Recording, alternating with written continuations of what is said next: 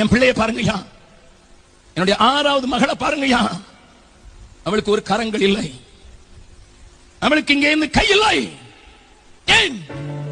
அவளை பெற்ற தாய் 2வது நாளிலே அவளை ரயிலுக்கு முன்னதாக போட்டு ரயில் கொல்லாதா என்று பார்த்தாள். ஆனால் இந்தியன் ரயில்வேஸ்க்காக ஆண்டவருக்கு நன்றி, அது எப்பவுமே லேட்டா தான் போகும். அது கொல்லாதல்லை. பிள்ளை விருண்டு கீழே விழுந்தது. 2 தெரு நாய்க்கள் அவளை தின்றதையா.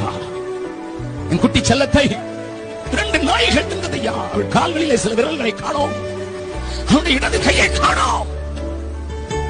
கண்ட ஒரு ஏழை மனிதன் ஒரு பெரிய அழுக்கு துணியிலே அவளை பொதிந்து அரசாங்க ஆஸ்பத்திரிக்கு கொண்டு வந்தார். டிஸ்ட்ரிக்ட்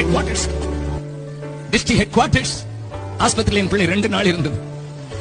டாக்டர் கிடையாது, நர்ஸ் கிடையாது. 2 நாள் அவளுக்கு சாப்பாடும் இல்லை, மருந்தும் இல்லை. என் மனைவி ஓடோடி சென்று இந்த பிள்ளை எங்களுடைய ஆஸ்பத்திரிக்கு கொண்டு வந்து இதற்கு அறுவை சிகிச்சை செய்ய வேண்டிய நேரம் ஏற்பட்ட போது அந்த டாக்டர் என்னை பார்த்தார்கள். அவருடைய காலர் போன் மாத்திரம் நீட்டிக் கொண்டிருந்தது, அதை மூடுவதற்கு ஒரு சதையும் இல்லை. என் மனைவி மற்றவர்களும் சேர்ந்து அந்த பிள்ளைக்காக ஜெபித்த போது அடுத்த நாளிலே ஆண்டவர் அதை சதையால் அடைத்தார். ஒரே வாரத்தில் 5 அற்புதங்களை கண்ட என் அன்பு செல்லம் எனக்கு பிள்ளையாயிற்று.